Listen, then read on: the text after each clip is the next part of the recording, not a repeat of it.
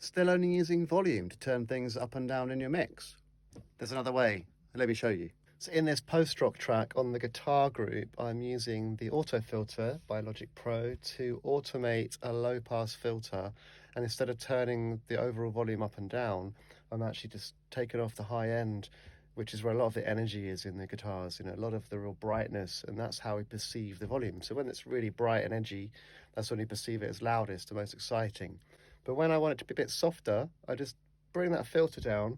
And if I show you the automation here, that line is all the automation. So the intro, it's nice and soft, it opens up for the next section. Then when it builds to the big bit here, it's fully open. Then again, later on in the song, it opens up again.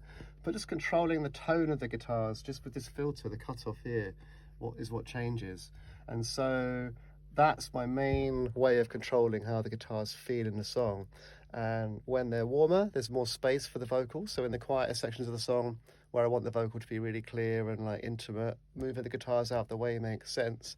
And then later in the song, where the vocals are louder and the guitars are louder, everything's got the energy, so it's working there. Now, disclaimer, I actually am automating the volume as well, but I'm automating the volume with the gain plugin here. So you can see there, just subtly bringing the level up and down, but really only by like 1 dB here and there, just to control how it feels. So it's a kind of cool trick to use. I mean, it comes a lot of electronic music has filtering in it, and you can filter off the highs and open them up again, and that's where a lot of energy kind of transfer happens. That's where you get a lot of feeling like of things, I think, building up.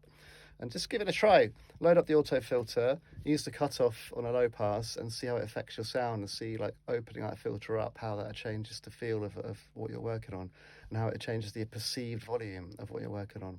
And try using that instead of just a straight volume knob. Cool, let me know what you think.